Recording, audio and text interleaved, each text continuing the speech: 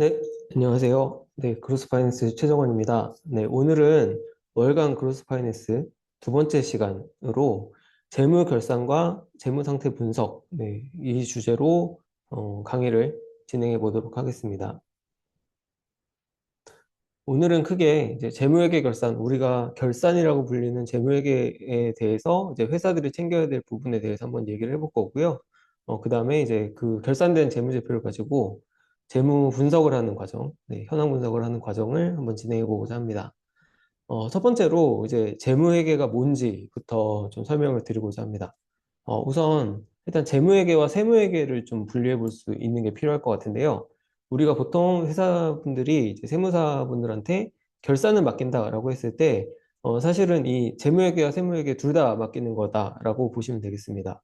그래서 재무회계 같은 경우는 우리 회사의 주주, 채권자, 그다음에 외부 감독기관, 뭐 금융기관 이런 이해관계자들, 우리 회사의 재무를 알아야 되는 당사자들한테 우리 회사 재무 상태가 이렇습니다라고 해서 표준화돼서 만들어서 이제 알려주기 위한 재무 정보를 만드는 게 재무회계입니다. 네, 그래서 보통 이제 공시라고 하는 네, 이 단어를 보통 쓰게 됩니다. 자, 그 다음에 세무회계 같은 경우는 이런 재무회계로 정리된 재무제표를 근간으로 우리 회사가 이제 얼마의 세금을 낼 건가? 여기서 말하는 건 이제 법인세가 대충 되겠죠. 그래서 얼마의 우리 회사가 이제 벌어들인 수익에 대해서 법인세를 낼 것인가를 계산하는 과정입니다. 그래서 실제로는 이제 재무회계와 세무회계가 이제 재무회계를 먼저 정리하고 그걸 토대로 세무를 계산하는 방법이라서 많이 다르진 않을 텐데 요 그 수익이라든지 비용에 관련해서 과세 표준이라는 걸 계산하는 과정을 거치게 되는데 요 과정에서 재무회계와 세무회계가 조금 차이가 발생을 하게 됩니다. 뭐 대표적으로는 회사들이 뭐 예를 들면 요새 청년 고용 이런 거 지원금 받으면 세액공제 같은 것도 있을 수가 있고요. 또 하나 이제 회계적으로는 오래 인식을 하는데 재무적으로는 오래 인식을 하는데 세무적으로는 오래 인식할 수 없다. 거꾸로 뭐 이제 반대로가 되는 경우도 있고 이런 식으로 기간이 매칭되지 않는 부분 뭐 이런 것들도 이제 올해 우리 수익과 가세 표준이 일치하지 않는 여러 가지 항목이 발생을 하게 됩니다. 그래서 이런 부분들 같은 경우를 조정을 해서 세무신고를 하는 게 세무회계 목적이라고 보시면 되겠습니다. 일단은 재무회계 정보 특징을 보자면 외부 이용자나 여러 당사자들한테 재무 보고를 해야 되다 보니까 객관적이고 검증 가능한 요구가 있습니다. 그리고 화폐의 정확성을 바탕으로 한 정밀성이 강조됩니다. 그래서 뭐 이제 재무회계 쪽 일해보신 분들은 끝점 맞춘다 막 이런 얘기 많이 들어보셨을 텐데 1원 단위까지 맞아야 되는 게 사실 재무회계의 기본적인 그 방향성입니다. 그래서 계좌라든지 우리 손익이라든지 이런 것들이 1원 단위까지 다 맞아야 된다. 이게 그 대원칙이라고 보시면 되고요. 재무회계를 공개를 해서 저희가 재무 상태를 공개를 해야 되는데, 우리가 원하는 대로 막, 회사가 원하는 대로 막 그 알아서 하면은 이제 기준이 막 달라질 수 있겠죠. 그래서 이 재무회계에는 일반적으로 인정된 회계 원칙이라는 게 있습니다. 그래서 크게 K갭이라고 불리는 이제 한국 공인회계 기준, 그 다음에 IFRS라고 불리는 국제 공인회계 기준이 준수가 요구가 됩니다. 그래서 자, 우리 회사가 제대로 재무제표 작성을 했다라고 한다면 이 K갭이나 IFRS 둘 중에 하나에는 준거해서 우리 회사 재무제표가 작성됐다. 요게 보장이 돼야 됩니다. 그래서 재무회계는 이런 원칙을 가지고 있고요. 근데 재무회계는 미래에 대한 추정보다는 과거와 현재에 대한 분석을 제공하는 게 이제 특징이라고 할 수 있겠습니다. 네, 그래서 과거에 제가 회계법인 다닐 때 회계사분들도 주식 투자할 때는 재무제표를 잘 안 보세요. 네, 이런 원인이 이제 이런 거겠죠. 어차피 주식이라는 거는 네, 그 결산된 재무제표가 물론 중요하긴 하지만 그래도 이제 회사가 어떻게 성장할 거냐, 미래로 어떻게 갈 거냐, 뭐 이런 것들을 좀 보는 관점이다 보니까 아무래도 이런 재무제표보다는 회계사분들도 소문을 팔고 소문을 사고 뭐 이런 일들이 왕왕 발생을 합니다. 어쨌든 이거는 이제 농담이고 일단은 중요한 건 어쨌든 재무회계는 미래에 대한 순정값은 별로 들어있지 않다. 어차피 결산이다. 네, 요게 이제 특징적인 그 특징이라고 보시면 되겠습니다. 자, 그러면 아까 제가 이제 K갭과 IFRS가 있다 두 개를 말씀을 드렸는데, 그러면 저희는 뭘 따라야 됩니까? 네, 이렇게 궁금해하실 수 있을 것 같습니다. 일단 기본적으로는 우리나라에서 사업을 하는 모든 회사는 기본적으로는 K갭을 따른다. 네, 한국 공인회계 기준을 따른다라고 일단은 인지하시면 좋을 것 같습니다. 자, IFRS의 특성을 좀 K갭과 비교해서 먼저 한번 살펴보자면, IFRS는 원칙 중심 회계입니다. 그래서 최소한의 항목만 규정해요. 근데 K갭은 최소한의 항목이 아니라 어느 정도 표준적인 양식을 제시를 합니다. 이게 차이점인데 최소한의 항목만 규정하는 게 더 쉽지 않을까? 이렇게 생각할 수 있지만 반대입니다. 네, 그래서 표준 양식을 제시해서 표준적으로 탁탁탁 정리하는 게 오히려 쉽고요.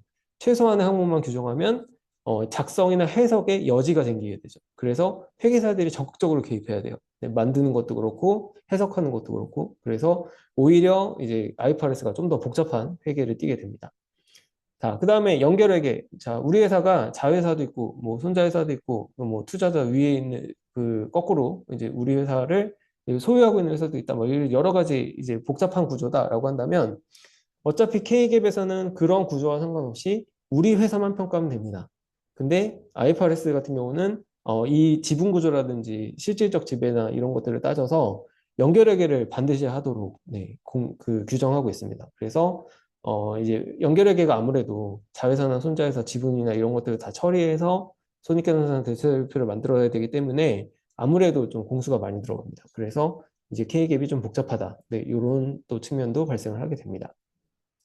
또 하나, 이제 투자자에게 기업사 및 내재 가치에 대한 공정가치 평가를 목적으로 한다. 이렇게 써 있는데 이게 무슨 얘기냐면 K갭 같은 경우는 우리가 만약에 건물을 샀습니다. 네, 그러면 건물을 취득한 가격을 그냥 장부상으로 인식을 하고 있어도 뭐라 하지 않아요. 네, 그래서 그냥 취득 원가 같은 걸로 할 수도 있고 뭐 공정가치 평가를 해서 다시 인식하겠다. 이것도 합리적 근거만 있으면 받아들일 수 있습니다. 즉 회사가 원하는 대로 네, 약간 이제 이런 그 자산이나 이런 가치에 대해서 좀 인식을 할 수 있다면 IFRS는 무조건 페어밸류를 해라 이런 얘기입니다. 그래서 우리 회사 건물이 50억이 됐다가 예를 들면 100억이 됐다 이렇게 되면 인정을 해서 그거 가지고 회계 결산 보고서를 만드셔야 돼요. 네, 이게 원칙입니다. 물론 이제 뭐 50억이 됐다가 51억이 됐는데 1억 때문에 평가 다시 하는 건 너무 억울하지 않습니까? 뭐 이런 것들은 세무당국도 넘어갈 수 있지만 아까 말씀드렸던 뭐 50억이 100억이 됐는데 그걸 50억으로 인정하겠다. 이런 건 인정 안 해준다는 겁니다. 네, 세법상으로 따져봐서 그 이제 다 때리겠다는 거죠. 네, 세금을. 그래서 이런 것들이 좀 관점 차이가 나기 때문에 그러면 이제 이 얘기는 원칙적으로는 매년 우리가 갖고 있는 자산에 대해서 페어밸류 평가를 다 다시 해야 됩니다. 네, 그러다 보니까 IFRS가 상당히 좀 공수가 많이 들어가겠죠. 그래서 뭐 예를 들면 퇴직금이라든지 뭐 이런 부분들도 이제 이런 가치평가 부분들이 다 들어가야 되기 때문에 사실 IFRS가 되게 복잡해지고 공수가 많이 들어가는 회계 처리 방법이 되었습니다. 몇 가지 좀 살펴보면, 뭐 아까 말씀드렸던 충당금, 그 다음에 뭐 상환우선주, 저희가 이제 이후에 얘기할 RCPS 이런 것들도 IFRS는 부채로 분류되고, 이제 자본으로 분류되고, 이런 결정적 차이도 좀 발생을 하게 되고요. 그 다음에 금융자산이나 이런 것들도 이제 평가도 다 해야 되고 하기 때문에, 이런 과정들이 IFRS가 좀 더 복잡하게 만드는 원인으로 작용을 하게 됩니다. 자, 결론적으로 K갭이 IFRS보다 훨씬 심플하다. 네, 이게 이제 하셔야 될, 이제 중요한 팩터라고 생각이 되고요. 이 심플하다고 함은 저희 이제 회사를 운영하는 관점에서는 어쨌든 비용이나 리소스가 조금 들어간다. 이렇게 생각하시면 됩니다. 그래서 거의, 정확히는 아니지만 K갭을 하던 회사가 IFRS로 전환하면, 감사 비용이 두 배로 뜁니다. 거의. 두 배 이상, 혹은 뭐 두 배 언저리. 네, 상황에 따라 좀 바뀌긴 하지만, 어쨌든 관리할 게 많아지고 힘들어진다. 그래서 웬만하면 K갭으로 유지하는 게 좀 더 유리하다. 네, 이런 관점을 가지고 있긴 합니다. 네, 이게 뭐가 좋다 문제가 아니라 회사 입장에서 좀 K갭이 유리하다. 그런 경우가 많다. 이렇게 이해하시면 될 것 같습니다. 자, 그러면 다 K갭 하지 누가 IFRS 하겠습니까? 이렇게 궁금해 하실 수 있죠. 네, 근데 IFRS를 해야 되는 대상이 있습니다. 첫 번째는 유가증권 상장사, 즉 코스피나 코스닥에 상장하는 회사들은 IFRS 전환을 이제 의무적으로 하게 돼 있습니다. 다만 현재 면제해주는 기간을 가지고 있어요. 이게 전환된 시점이 그렇게 오래되지 않았기 때문에 작은 대기업들은 이미 IFRS 전환을 다 의무화했고요. 이제 일정 규모 이하가 되는 회사들은 몇 년도까지 전환해라 이렇게 이제 제한을 하고 있는데 일단 아직까지는 네, 뭐 그게 계속 유예가 되면서 상장사 중에서도 K기업을 하는 회사가 있긴 합니다. 네, 근데 일반적으로는 상장할 때는 IFRS로 넘어가야 된다. 요거를 인지하고 계시면 좋을 것 같습니다. 즉 이제 스타트업 대부분들은 우리가 IPO 하면은 네, IPO 예정 기업도 있죠. 그래서 IPO 하면은 IFRS 고려를 해봐야겠네. 이런 관점을 좀 가지고 계시면 좋을 것 같습니다. 그래서 실제로 토스 같은 경우가 네, 이 K갭으로 회계 처리하다가 IFRS로 전환하면서 자본이 다 부채로 넘어가는 바람에 부랴부랴 다 이제 그 이 상환 전환 우선주 다 사들여서 일반 주식으로 바꾸고 이런 일들이 있었습니다. 네, 그런 것들도 이 IFRS 전환 때문에 네, 발생을 하는 거고요. 특히 이제 토스 같은 우리 회사 사업의 주된 사업이 금융회사다, 뭐 이런 지주회사다, 금융회사다, 뭐 이렇게 되면 일단 IFRS 전환이 필요를 하게 됩니다. 네, 그렇게 되니까 이제 빼박이죠. 네, 그런 회사들은 IFRS 전환을 반드시 해야 된다. 이렇게 인정을 하면 되겠습니다. 즉 이제 IPO를 하면 네, 이런 것들도 관리 포인트가 늘어나는 거다. 이렇게 이해를 하시면 크게 지장은 없을 것 같습니다. 자, 일단 스타트업 기준에서는 IPO도 좋지만 아주 먼 얘기일 수도 있잖아요. 네, 그 근거리에 있는 관리 포인트를 증가시키는 가장 큰 요인은 오히려 외부 감사입니다. 네, 우리 회사가 외부 감사 대상이 되냐 안 되냐. 첫 번째 시간에도 레벨 2가 외감 전이고 레벨 3가 외부 감사다 이렇게 말씀을 드렸습니다. 그만큼 이제 외부 감사를 하면 우리가 관리할 리소스가 많이 증가해야 됩니다. 뭐 코스트도 많이 들고 사람도 많이 들고 네, 이런 상황이 생기는데 자 그러면 우리 회사가 외감 대상이 되느냐를 어떻게 판단하느냐에 대해서 궁금하실 수 있을 것 같습니다. 자 외부 감사 대상 기준은 1번 네, 원칙적 기준 1번입니다. 자 직접 사업연도 기준 네 가지 요건 중에 두 가지 이상을 충족하면 외부 감사 대상이 됩니다.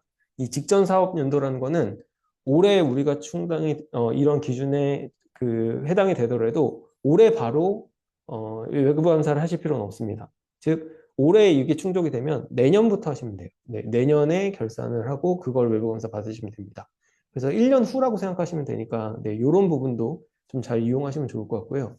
어쨌든 자 주식회사의 경우 직전 사업연도 말에 자산 총액이 120억 이상이 되거나 부채 총액이 네, 70억 이상, 그다음 매출액이 100억 이상, 종업원이 100명 이상 이 네 가지 중에서 두 가지 요건이 만족을 해야 된다라고 설명하고 있습니다. 자, 그 다음에 일단은 넘어가 볼게요. 5번 보면 네, 자산 총액이 500억 이상, 매출 총액이 500억 이상 이거는 단독 조건입니다. 네, 그래서 이걸 좀 정리해 보면 자, 우리 회사가 일단 매출이 500억이 넘었다. 자산이 500억이 넘었다. 네, 무조건 외감입니다. 네, 그 다음에 상장 예정 법인이나 IPO 하면 무조건 외감은 해야 됩니다. 외감을 하지 않고 상장할 수는 없어요. 그래서 요거는 무조건의 조건이고 그게 아니다. 네, 요 아직까지 거기까지 가지 않았다라고 한다면 이 네 개 중에서 두 가지가 넘어야 됩니다. 그래서 보통은 어떤 때 넘냐면, 자, 매출액 100억은 이쯤 되면 보통 넘으실 거예요. 네, 그 외감 대상을 고려하시는 회사들은 보통은 일단 100억 넘을 테니까 3번은 거의 만족이 된다 보면, 그 다음에 우리 회사가 100명이 넘어가느냐, 아니면 자산이 늘어나느냐, 네, 이 둘 중에 하나로 거의 외감 대상이 됩니다. 왜 부채는 얘기 안 합니까? 네, 보통 이 자산을 사실 때 부채를 네, 차입을 해서 자산을 사시죠. 그래서 요거 넘어가면 부채도 같이 넘어요, 대부분. 네, 그래서 이런 과정들이 많기 때문에 일단 우리가 매출액이 100억 넘고 자산이 120억이 넘어가느냐, 100명이 넘어가느냐, 네, 요 언저리가 이제 외감의 대상이 되냐 안 되냐냐 이렇게 생각하시는 게 가장 이제 깔끔한 정리라고 보시면 되겠습니다. 자, 그 다음에 이제 유한회사, 저희는 일반적인 주식회사 같은 경우는 요 네 가지 중에 두 가지였는데, 유한회사 같은 경우는 다섯 가지 중에 세 가지입니다. 네, 그래서 사원 50명 이상이라는 조건이 들어가요. 네, 유한회사는 출자한 사람들을 사원이라고 부릅니다. 그래서 우리가 에쿼티를 납입한 사람들을 사원이라고 부르는데, 이 사원이 50명 이상이 넘어가는 조건도 추가가 됩니다. 그래서 이 외부감사 대상 기준이 오히려 좀 완화되어 있다고 보시면 돼요. 그 유한회사 같은 경우는. 네, 그래서 이 다섯 개 중에서 세 개나 만족해야 된다. 네, 얘네보단 좀 널널한 편이죠. 그래서 유한회사는 이런 장점이 있다. 이것도 좀 인지하고 계시면 좋을 것 같습니다. 네, 뭐 대부분은 주식회사니까 일단은 주식회사 기준을 인지하고 계시는 게 좋을 것 같고요. 자, 근데 지정감사 제도라는 게 있습니다. 보통 외부 감사인은 회사가 선정을 합니다. 네, 저희가 뭐 입찰도 받을 수도 있고, 그러면 이제 제일 싼 회계법인을 선정할 수 있겠죠. 근데 너무 이제 그동안에 회계법인이랑 회사들이 짬짬이 막 이런 걸 많이 해가지고 감사를 대충 하다 보니까 이 증선이, 네, 즉 이제 금감원에서 이런 것들을 막기 위해서 제도를 만들었습니다. 그래서 지정감사 제도라는 걸 만들었어요. 네. 그 이제 감사가 너무 부실할 것 같으니까 우리가 강제로 외부 감사법인을 지정을 할 거야. 네, 이런 느낌이라고 보시면 되겠습니다. 자, 여기서 일단 지정 감사 대상은 일단은 회사가 나 진짜 감사인이랑 못하겠어요. 그냥 손 들게요. 이러면 지명이 됩니다. 그 다음에 감사인을 회사가 너무 감사인을 좌지우지하려고 한 거죠. 야, 우리 맘대로 이거 감사할 거야. 그래서 감사인은 막 부당 교체하고 계속 바꾸고 막 이러면 지정감사 대상이 됩니다. 그 다음에 둘이서 너무 이제 짜고 쳐서 나중에 걸린 거죠. 감리를 해봤더니 회계처리 기준이랑 너무 안 맞아. 니네 감사 둘 다 엉터리를 했어. 회계법인이랑 회사도 엉터리를 했어. 이랬을 때. 그리고 공정한 감사가 필요하다고 인정되는 회사. 이런 데들을 걸러서 니네는 이 회계법인이랑 꼭 해. 네, 우리가 보고 있을 거야. 이렇게 가는 게 지정감사 대상이 되는 겁니다. 그래서 보통 이 지정감사 대상은 빅펌이 해요. 네, 그 이제 뭐 딜로이트, KPMG, PwC 뭐 이런 그 빅4라고 불리는 회사들이 이 지정감사를 하게 되기 때문에 감사비도 엄청나게 올라가고요. 그 다음에 이미 이제 지적을 받았던 감사이기 때문에 되게 빡빡하게 보겠죠. 그래서 지정감사 제도가 걸리는 순간 조금 피곤해집니다. 네, 회사 입장에서는 뭐 이렇게까지 뒤지나 싶을 정도로 많이 뒤져요. 그래서 웬만하면 네, 이런 일이 생기기 전에 그냥 우리 외관민과 적절한 수준에서 네, 감사를 잘 하시는 게 현명한 방법이다. 일로 넘어가면 되게 귀찮아진다. 이렇게 되겠습니다. 자, 근데 우리가 그냥 회계법인과 별 문제도 없었고 우리도 잘 운영을 했지만 지정감사가 되는 경우도 있습니다. 네, 일단은 지배주주 및 특수관계자 지분이 50% 이상, 네, 이런 경우 대표이사가 지배주주나 특수관계인인 경우 여기 있는데 사실 일반적인 그동안의 좀 주식회사들은 이런 경우가 그렇게 많지 않았는데 스타트업들 같은 경우가 이런 경우가 좀 많이 생깁니다. 즉 대표자가 절대적인 지분을 많이 갖고 계시거나 아니면 가족 간에 이제 투자를 받으셔서 지분 형성이 됐다거나 이랬을 때 50% 넘어가거나 특수관계자가 50% 넘어가거나 이런 일들이 많이 발생을 하게 돼요. 그래서 이런 것들을 이제 외부 감사할 때 조금 눈여겨보시고 한번 챙겨보실 필요가 있습니다. 네, 뭐 어쩔 수 없이 그냥 가겠다라고 하면 이제 그 다수의 관계자 투자자 영향을 이제 심사를 해서 지정감사 대상이 되는 건데 이런 것들도 그렇게 이제 지정감사가 될 수 있으니까 네, 일단은 좀 신경을 써보시면 좋을 것 같습니다. 그 다음에 상장 예전 법인이나 상장 후 투자 유의 종목으로 지정된 경우 그래서 즉 상장이 예정 심사가 돼 있거나 아니면 유의 종목으로 이제 지정이 된 경우는 지정감사 제도를 받습니다. 그래서 보통 IPO 할 때쯤 되면 빅펌을 그냥 미리 선임을 해버려요. 네, 그러면 이제 빅펌들이 지정감사로 넘어가는 경우들은 별로 없거든요. 원래 퀄리티가 좀 많이 요구가 되기 때문에. 그래서 보통 상장할 때는 이제 빅펌을 좀 고려를 해봐야 되겠구나 이렇게 인식을 하시는 게 이거 원인 때문입니다. 네, 그래서 지정감사 제도나 이런 게 귀찮아지는 거를 이제 사전에 그냥 아예 처음부터 제대로 된 데랑 하자 뭐 이렇게 되기 때문에 비싼 돈 주고 빅펌이랑 하게 되는 거라고 보시면 되겠습니다. 자, 거꾸로 그러면 우리 회사는 뭐 외관 대상은 됐는데 별로 뭐 이렇게 뭐 간단한 거 같기도 하고 별로 낑길 것도 없다라고 하시면 저렴한 외부검사 법인을 회계법인을 선임하시는 게 회사 입장에서 훨씬 유리합니다. 네, 굳이 뭐 아직까지 IPO도 멀었고 뭐 당장 문제될 것도 없다라고 한다면 회사 입장에서는 어쨌든 코스트 세이빙 하는 게 훨씬 더 유리하시겠죠. 그래서 뭐 그런 관점에서 볼 때는 이제 외부 감사 이제 대상되는 회계법인 선정할 때 그런 법인 그 요인들을 고려를 하시면 좋을 것 같습니다. 자, 일단 그래서 재무회계나 외과무 관련해서 설명 간단히 드렸고, 보통 그러면 자, 우리 회사의 재무회계나 세무회계 결과는 어디서 이제 봐야 되느냐? 자, 보통 그 세무사분들이 연말에 이제 세무 조정하시고 나면 세무 조정 계산서, 네, 보고서 뭐 이런 것들을 이제 이렇게 두께로 두꺼운 네, 책으로 만들어 주시거나 아니면 요새는 이제 파일로 많이 보내주세요. PDF 파일 같은 걸로 구워서 많이 보내주십니다. 이 안에 표준 재무상태표도 있고 표준 손익계산서도 들어가게 됩니다. 즉 세무사분들도 재무회계 결산을 먼저 하고 그걸 가지고 세액신고를 해요. 세무회계를 맞춰서. 그렇기 때문에 그 안에서 재무회계와 세무회계를 모두 확인이 가능하십니다. 근데 보통 이제 대표님들은 이거 이제 책도 두껍고 막 안에 보면 이상한 계정들 막 써 있고 뭐 금액도 잘 모르겠고 막 이러기 때문에 그냥 받아서 이렇게 뒤로 하셨다가 나중에 뭐 이렇게 대출 심사 받거나 정부 과세 내시거나 이럴 때 표준 재무상태표 달라고 하니까 이런 것들을 이제 따로 이렇게 가져가시거나 아니면 세무사 통해서 요거 달라고 해서 이제 가져가시는 경우가 많은데 일단은 어쨌든 이제 우리 회사의 살림, 1년 살림에 대한 정리 부분이기 때문에 저는 해석 가능하신 범위 내에서는 이 보고서를 좀 반드시 한번 보셔라. 이렇게 좀 추천을 드립니다. 물론 이제 해석이 그렇게 만만한 일은 아니겠지만 그래도 문제가 없는지 한번 좀 체크해 보는 게 회사 입장에서는 중요합니다. 또 하나 이제 재무나 회계나 세무 쪽 지식이 있으신 분들은 여기서 이거 우리가 너무 과대하게 계산이 됐는데 이런 거 좀 빼줘 뭐 이렇게 해서 회사 입장에서 세이빙 되는 거를 찾을 수도 있습니다. 네, 그렇기 때문에 요 연말에 받으시는 이 세무조정 계산서를 좀 반드시 참고해서 이런 것들을 한 번씩 보셔라라고 추천을 드리고 있습니다.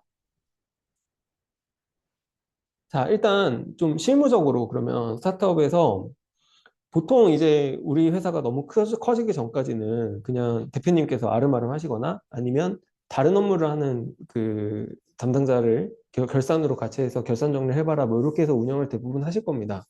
근데 실제로 그래도 좀 뭔가 우리가 문제가 있지 않을까라고 해서 결산을 고민되는 시점이 이제 그 산업마다 있지만 일단은 지금 온라인 마케팅, 온라인 커머스를 하는 회사를 기준으로 해서 요 예시를 한번 들어보도록 하겠습니다. 물론 이제 다른 B2B 사업이나 뭐 기술 산업이나 이런 것들도 각자의 고민은 있으시겠지만 좀 예시를 들어서 결산 관리 체계를 고민해야 되는 시점을 설명드려 보도록 하겠습니다. 자, 저희가 뭐 스마트 스토어나 쿠팡 스토어나 뭐 아니면 자사몰 앱 이런 걸로 예를 들면 이제 10만 원짜리 물건을 이제 10,000개를 팔았다. 그러면 이제 한 매출 10억 정도 되겠죠. 보통 이때 CEO 분들이 생각을 하시는 게 10만 원짜리 10,000개 팔았으니까 매출 10억이네. 이렇게 바로 생각을 하실 수 있을 겁니다. 근데 결국에 한 달 후쯤에 입금 계좌 내역을 보면 뭐 8억, 8.3억 막 이렇게밖에 안 들어온다는 거죠. 자, 이게 그 매출이 적을 때는 큰 차이로 느껴지지 않을 수 있습니다. 하지만 매출이 많아지면 많아질수록 이 갭이 커진다는 게 문제입니다. 네, 그래서 이거 왜지? 이렇게 인식하는 시점이 바로 이 결산 체계로 고민해야 되는 시점이라고 보시면 되겠죠.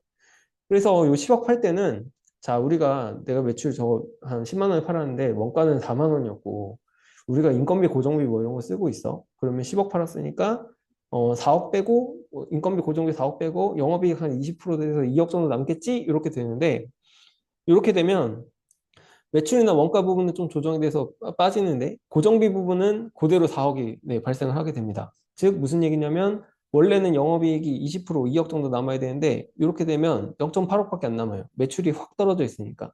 그래서 이거 진짜 왜 재무적으로는 내가 원래 계산했던 거는 수익이 나는데 재무적으로 수익이 안 난다. 이런 이제 원인들을 여기서 찾게 되는 겁니다. 자, 이거를 이제 좀 돌이켜서 좀 세부적으로 파악해 보면 크게 원인은 한 세 가지 정도 됩니다. 첫 번째는 이 매출의 10억에 대한 과대 계상이에요. 네. 그래서 첫 번째는 아주 되게 심플하게는 이 10억에는 부가세 일단 10%가 껴 있습니다. 네. 근데 이마저도 대표님들이나 담당자들은 인식을 못 하세요. 왜냐면 우리는 부가세 포함 월드에 살고 있습니다. 한국이 좀 특히 심한데 우리는 모든 가격이 다 부가세가 포함되어 있죠. 그러다 보니까 이 결산할 때는 부가세가 빠져야 된다 이런 것들을 회계하시는 분들은 잘 알지만 일반적으로 사업하시는 분들이나 담당자분들은 잘 모르세요. 그래서 기본적으로 10% 날라가고요. 그 다음에 예를 들면 우리 마케팅 이제 11월 달에 블랙 프라이데이 행사를 했다.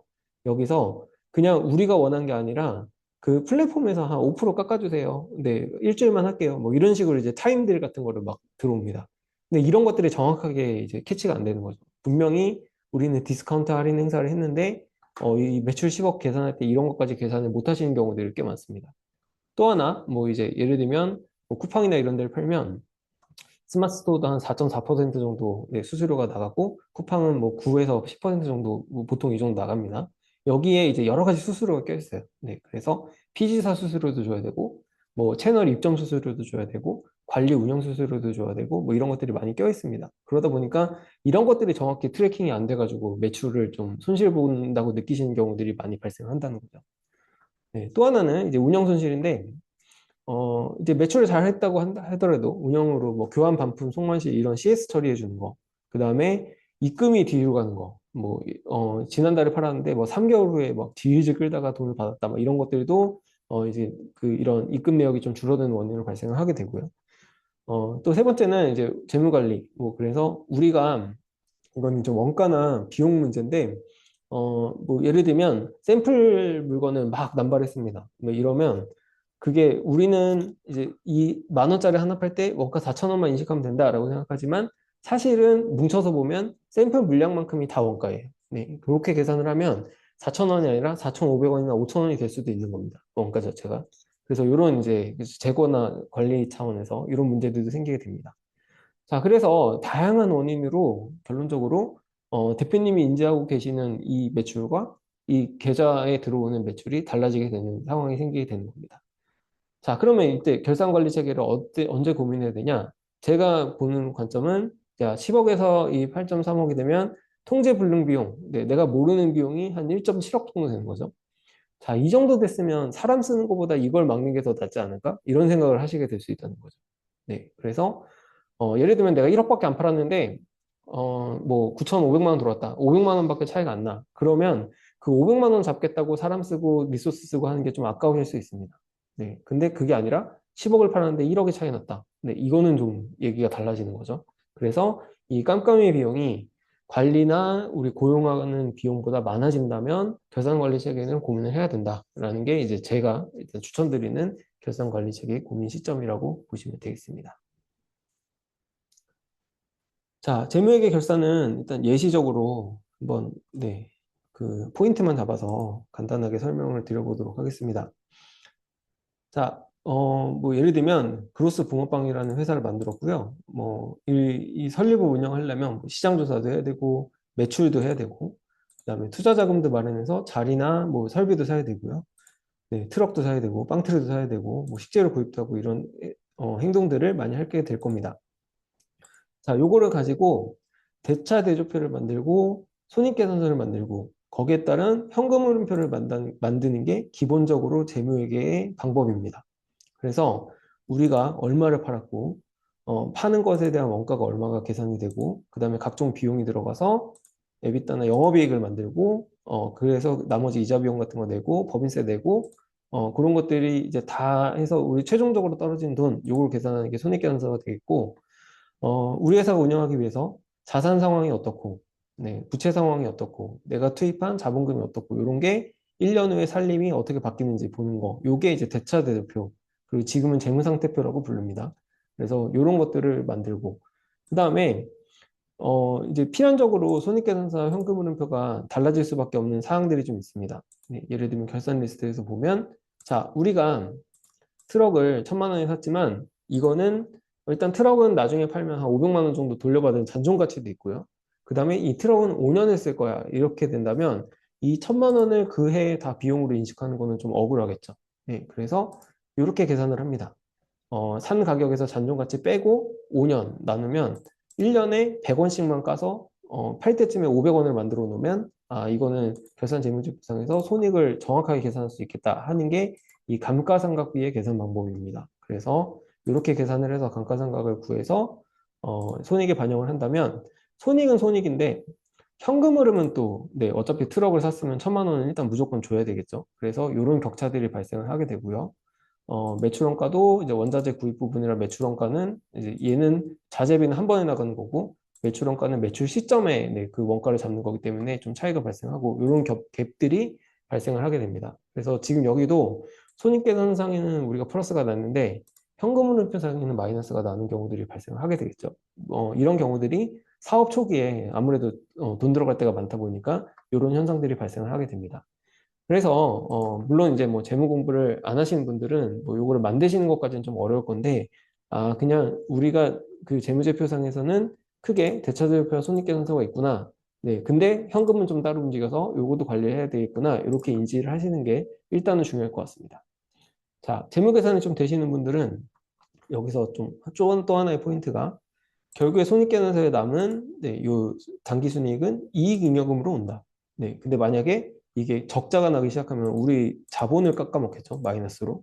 그러면 결국에 이제 이게 결손 같은 개념으로 네, 나게 되면 자본이 잠식될 수 있다. 뭐 이런 관점을 볼 수도 있겠고요. 그 다음에 연초에 우리가 갖고 있었던 캐시에서 우리가 실제 지급한 캐시가 빠진 돈이 연말 캐시다. 네, 요게 맞아야 된다. 네, 요게 이제 그 각 대차 대조표와 손익계산서 현금흐름표 간의 연결고리라고 보시면 될 것 같아요. 그래서 요게 맞아야 결산이 끝나는구나. 이거를 재무를 이해하고 계신 분들은 이해해 주시면 좀 더 이해가 빠르실 것 같습니다.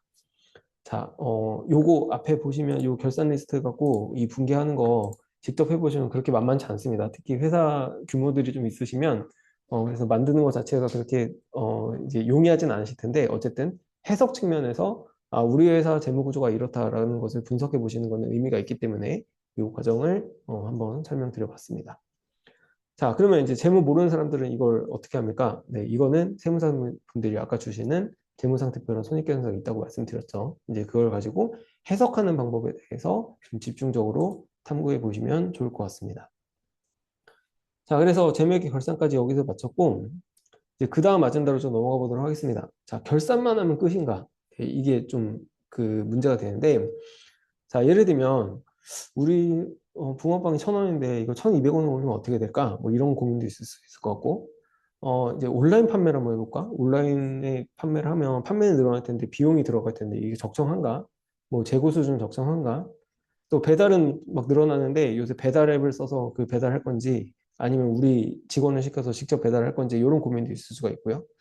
붕어빵만 파는 거는 좀 안 될 것 같아서 다른 것도 좀 개발해야 될 것 같은데 이런 R&D 투자 비용, 그 다음에 이제 그 장사 자리를 뭐 구매가 나을지 임차료 주고 그 임대를 쓰는 게 나을지 아니면 아예 그냥 가게 사서 나을지 요게 상황에 따라 좀 많이 다를 수도 있겠죠. 그래서 이런 것들도 고민해야 되고 아까 말했던 회계검사도 고민해야 되고 세금 뭐 환관리 그다음에 어떤 분이 지나가다가 너무 장사가 잘 되는 것 같아서 제가 좀 지분을 사거나 M&A를 하고 싶은데요. 이러면 내가 내 지분을 얼마에 팔아야 되지? 뭐 이런 재무 의사결정들이 있다는 거죠. 네, 지금 나와 있는 이 10가지는 결산으로 해결이 안 되는 재무 의사결정들입니다. 네, 왜냐하면 다 과거값이고 여기 있는 대부분은 다 미래값들이에요. 네, 그래서 우리가 향후에 어떻게 할 건가 뭐 이런 얘기들을 많이 이제 하게 되는데 이런 것들은 결산으로 해결이 잘 안 된다는 거죠. 네, 그래서 이제 이후에 제가 뭐 세 번째 시간, 네 번째 시간 계속 이어질 관리회계라든지 재무계획이라든지 뭐 재무계획에 파생해서 밸류에이션을 간다든지 뭐 이런 과정들을 통해서 이런 재무 의사결정의 이슈들을 이제 결산에서 끝나는 게 아니라 그 이후 단계로 좀 넘겨주셔야 회사가 이제 정확하게 재무 의사결정을 하고 있다라고 생각이 되는 요인이라고 보시면 되겠습니다. 자, 여기는 네, 계속 진행해 보겠습니다. 자, 그래서 이제 결산이 끝났으면은 어쨌든 결산 재무제표를 가지고 물론 이제 관리회계나 뭐 이런 것까지 안 가지만 결산 재무제표를 분석할 수 있는 요인들이 있겠죠. 그래서 이런 이제 보통 재무 분석을 재무 비율 분석이라는 그 섹션에서 주로 하게 됩니다. 뭐 그 시중에 있는 이제 재무 분석 같은 그 강의들은 대부분 여기에 포커스를 맞춘 게 있어요. 그래서 저희도 이제 어떻게 하는지를 좀 살펴보면 일단 우리 회사가 재무적 성과나 재무 상태가 얼마나 좋은지 객관적 지표를 좀 산출해서 좋은지 나쁜지 이런 걸 판단하기 위해서 이 과정을 하게 됩니다. 또 IR 과정에서는 주주들한테 실적 보고를 하거나 아니면 이제 투자자 채권자들한테 자금 조달하기 위해서 아 우리 회사가 이 정도로 괜찮다, 좋다, 막 이런 과정들을 할 때도 이런 지표들을 필요로 하게 되고요. 내부적으로는 자, 올해 우리가 영업이익률을 10% 정도 했는데 내년에 한 15% 해봅시다. 그러기 위해서는 뭐 매출도 올리고 비용도 좀 세이빙하고 뭐 이런 얘기들을 할 수가 있겠죠. 그래서 그런 것들에 대한 재무계획 수립 과정에서 기준 지표를 활용할 수도 있습니다. 자, 그래서 뭐 성장성 지표, 수익성 지표, 안정성 지표, 활동성 지표, 유동성 지표 이렇게 크게 카테고리별로 여러 재무 지표들을 산출을 할 수 있다. 요거를 일단 알고 계시면 좋을 것 같습니다. 구체적인 예는 예시를 통해서 설명을 좀 드릴게요. 자, 이런 주요 재무 비율은 갑자기 뚝 떨어지는 게 아니라 아까 보셨던 손익계산서, 그 다음에 대차대조표 항목들을 가지고 구하는 겁니다. 예, 그래서 뭐 예를 들면 이제 유동성 같은 경우는 유동성 자산과 유동성 부채, 네, 재무회계에 있는 계정들 항목이죠. 이런 걸로 구하고 수익성 같은 경우는 이제 뭐 예를 들면 자산 대비 수익성이다라고 하면 넷인컴 대비 자산, 네, 이렇게 해서 구할 수도 있고 그래서 결론적으로 이런 재무 비율들은 일단은 완성된 재무제표 하에서 걔네들 가지고 구한다. 이렇게 이해를 하시면 되겠습니다. 자, 구체적인 사례를 토대로 네, 재무 분석 비율을 어떻게 구하는지를 보도록 하겠습니다. 앞서 보셨던 우리가 네, 결산했던 재무상태표, 손익계산서, 네, 손익계산서, 현금흐름표 요거 기준으로 이제 구하는 방법인데 일단 자 성장성 비율 이런 것들은 사실 매출이 전년 대비 얼마나 성장했느냐 뭐 에비타나 영업이익이 전년 대비 얼마나 성장했느냐 이런 거기 때문에 1년치 재무제표 갖고는 나오는 값이 아닙니다. 네, 그래서 이런 것들은 이제 2년치 재무제표가 나오면 네, 성장이 얼마큼 됐느냐라고 이제 볼 수가 있겠죠. 자산 같은 경우는 네, 총자산이 한 네, 15% 정도 성장했겠네요. 네, 이거는 연초 그 대차절표랑 연말 대차절표가 있으니까 구할 수가 있을 것 같고요. 자, 두 번째 이제 수익성 비율부터 좀 전체적으로 보도록 하겠습니다. 영업이익률, 네, 요게 이제 가장 그 이익으로 봤을 때 얘기가 많이 나오는 지표가 되겠죠. 저희가 매출액 대비 영업이익이 얼마나 발생했는지.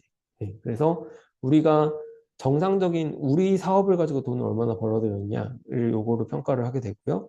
그 다음에 뭐 이자 비용이나 뭐 자본에 대한 우리 투자나 이런 것들 정리를 해서 나머지 이제 영업의 수익이나 영업의 비용을 제한 값이 이제 세전이익률, 그다음에 당기순이익률 이런 걸로 떨어지게 됩니다. 네, 세전이익에서 세금을 내고 나면 당기순이익이 되겠죠. 그래서 이거는 세금 효과는 네, 별도로 보니까 둘 다 많이 활용을 하게 되겠습니다. 또 하나 뭐 예를 들면 좀 쪼개서 보겠다라고 한다면 자, 우리가 이런 고정 비용 같은 판관 비용들 빼고 매출액과 원가만 따졌을 때 이제 그로스 프로핏이 얼마나 남느냐. 네, 이런 원가율 같은 것도 볼 수 있겠죠. 네, 그래서 이제 이런 것들도 지표로 볼 수가 있고요. 그래서 이거는 이제 수익성에 관련된 지표들은 네, 이런 비율들을 볼 수가 있습니다. 자, 재무자 안정성 비율 많이 들어보셨겠지만 일단 부채 비율. 네, 그래서 여기 있는 총자산 네, 분의 총부채. 네, 부채가 얼마큼 있느냐. 네, 이걸로 구하는 게 일단은 부채 비율입니다. 근데 부채 중에서는 자, 예를 들면 부채 중에서 네, 이런 차입금도 있는데 매입 채무 이런 것들은 우리가 영업 활동하는 데 있어서 필수적으로 발생을 해야 되는 네, 저희가 채권도 없이 장사를 할 수는 없다. 외상 없이 장사 못한다. 이렇게 된다면 얘네들은 사실 부채로 보기는 좀 억울한 측면이 없잖아 있겠죠. 네, 그래서 좀 더 디테일하게 본다라고 한다면 이제 차입금만 따로 떼서 네, 차입금만 따로 떼고 우리가 그 납입한 금액인 자본만 따로 떼서 차입금 비율을 구해서 보는 방법도 있습니다.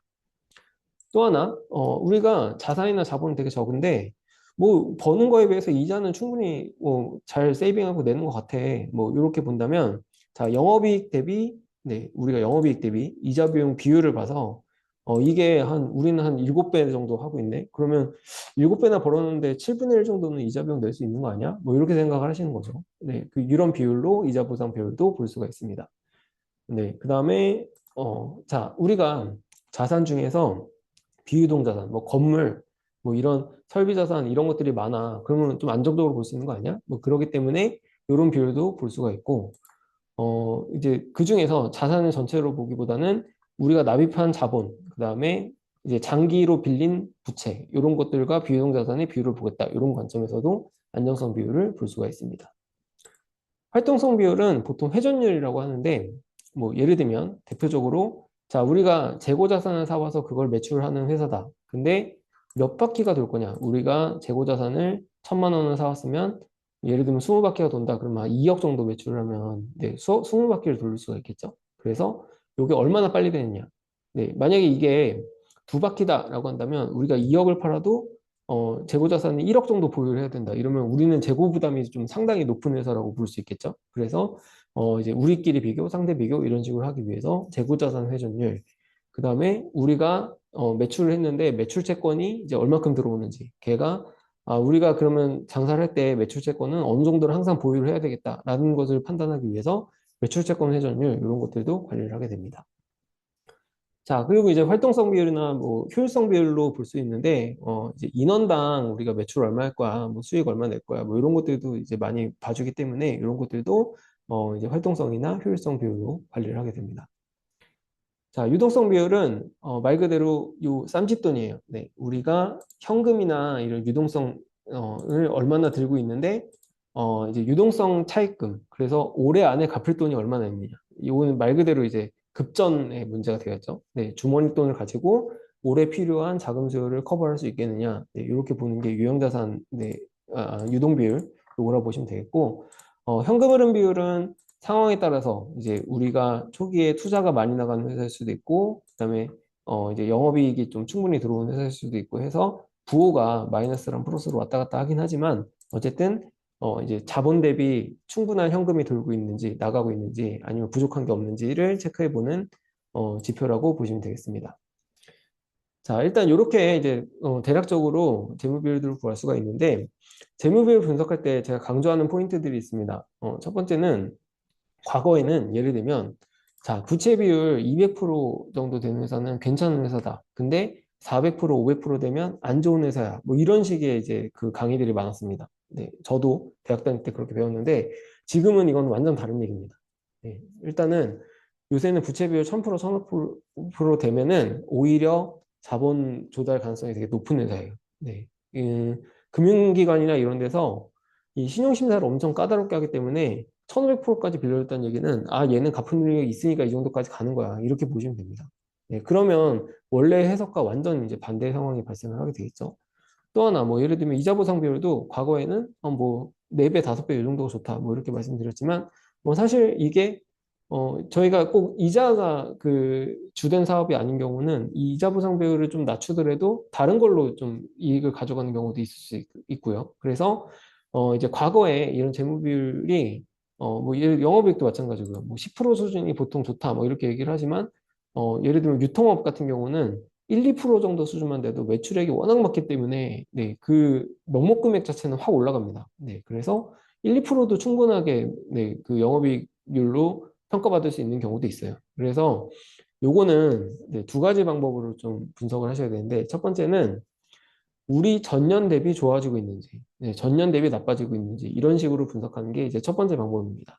네, 두 번째는 내가 속한 기업의 산업의 값을 구해서 직접적으로 그 산업이랑만 비교를 하시는 게 옳은 방향이라고 보시면 될 것 같아요. 네, 그래서 과거처럼 뭐 이 산업, 저 산업 뭐 이런 토탈된 산업이랑 비교를 하면 전혀 안 맞을 수 있다는 거죠. 그래서 자기의 전년 대비 이번 기 이런 식으로 해서 시계열적인 비교, 그 다음에 산업 내의 비교, 이 정도가 유효하다. 네, 이 정도를 일단은 이해를 하시면 크게 지장이 없을 것 같습니다. 자, 그래서 대략적으로 재무 비율을 구하는 방법과 이제 해석하는 방법에 대해서 설명을 드렸습니다. 자, ROE 뭐 어널리시스라고 듀평 ROE라고 1920년대에 이미 나왔던 분석 기법도 있어요. 그래서 여기 보면 ROE는 단순히 순이익 나누기 자기 자본입니다. 아까 보셨던 넷인컴 나누기 자본, 자기 자본량 요거를 보는 건데 요거를 보시면 세 개로 쪼개요. 그래서 순이익과 자기 자본은 그대로 있고요. 여기를 순이익분의 매출액, 그다음에 매출액으로 한번 나누고 그다음에 매출액을 분자로 올려서 매출액분의 총자산, 그다음에 총자산분의 자기 자본 이렇게 세 가지로 나누면 이 총합의 숫자는 ROE랑 똑같은데 순이익률, 자산회전율, 레버리지를 각각 구해서 요 비교를 해볼 수 있는 네, 여지가 생기겠죠. 네, 그래서 이렇게 쪼개서 볼 수 있기 때문에 쪼개서 보는 방법으로 재무 비율을 분석하는 기법입니다. 그래서 요거는 과거에는 많이 쓰였는데 최근에 많이 못 보긴 했어요. 근데 제가 이 ROE를 얘기하는 이유는 뭐냐면 자, 이 순이익과 자기자본만 있으면 이 안에는 아무거나 쪼개낼 수 있다는 겁니다. 네, 그래서 만약에 여기는 지금 다 재무제표 얘기긴 하지만 자, 우리는 순이익에다가 여기다가 MAU를 넣겠다 라고 하면 요것만 MAU로 바꿔주면 되겠죠. 네, 이런 식으로 ROE를 활용을 해서 응용해 볼 수가 있어요. 네, 우리가 재무지표가 아닌 지표들도 이 안에 밀어넣어서 이제 지표 관리를 해보자, 성과 관리 지표를 해보자, 이런 걸로 활용을 할 수 있기 때문에 제가 예시를 드리고 있습니다. 네, 그래서 이런 부분들도 좀, 아, 우리는 이런 지표가 되게 중요해. 근데 회계 지표가 아니야. 라고 한다면, 요 ROE 이런 기법들을 좀 응용하셔서 네, 이렇게 쪼개서 재무 분석 안에 넣어보시면 내부적으로 관리 지표 같은 것들을 세팅을 할 수 있다고 생각이 됩니다. 자, 실제로 그 과거에 이제 ROE 분석했던 예시를 보면 유통 A사랑 유통 B사가 있습니다. 네, 그래서 여기도 둘 다 이제 백화점이랑 마트를 하는 유통회사 옛날 버전이긴 한데 보시면 ROE가 똑같아요. 거의 14.8%. 네, 근데 A 회사는 순이익률이 6.45%밖에 안 됩니다. 그리고 B 회사는 27%나 되죠. 그러면 ROE가 원래는 같을 수가 없는 겁니다. 근데 A 회사가 이 ROE랑 비슷한 수준을 유지하는 이유는 회전율이 되게 좋고요. 재무적 레버리지가 높아요. 자기 자본을 덜 쓰고 있습니다. 네, 그러면 요 ROE가 나올 수 있다는 거죠. 그래서 여기는 좀 박리담에 네, 유통 B사 같은 경우는 이제 고급 물건을 좀 유통률, 회전율이 떨어지더라도 이익을 마진을 많이 남겨서 파는 사례. 네, 이렇게 보시면 되겠습니다. 자, 화학 B사 같은 경우는 여기는 ROE부터 많이 차이가 나죠. 네, 이 경우는 이제 스타트업 사례라고 보시면 되겠는데, 자, 우리가 B사입니다. 우리는 스타트업 B사인데, 글로벌 대기업 막 이런 회사들이 어떻게 운영하는지 ROE가 이렇게 높아지는 이유를 분석하기 위해서 쪼개보는 겁니다. 예, 그래서 우리랑 레버리지는 비슷한데 나머지가 차이가 많이 나는구나 이렇게 인지가 되면 이제 그걸 가지고 이제 이렇게 우리가 이 ROE를 가기 위해서 이런 계획을 세우겠다라고 하는 이제 구체적인 계획까지 수립하는 이런 전략으로 활용을 할 때도 이런 재무제표 분석을 쓸 수가 있습니다. 자, 오늘 이제 재무 결산 부분이랑 재무 지표를 가지고 분석하는 부분에 대해서 일단 강의를 드렸습니다. 그래서 일단 이런 기본적 지식을 가지고 회사에 한번 적용을 해보시고, 네, 궁금하신 사항이 있으면 뭐 댓글이나 연락을 주시면 좀 추가적으로 해결해 드릴 수 있으니까 좀 고민을 해보시고, 우리 회사의 결산이나 재무 분석을 시행을 해보셨으면 좋겠습니다. 자, 2025년 7월 월간 그로스 파이낸스 마치도록 하겠습니다. 다음 시간에 뵙겠습니다. 안녕.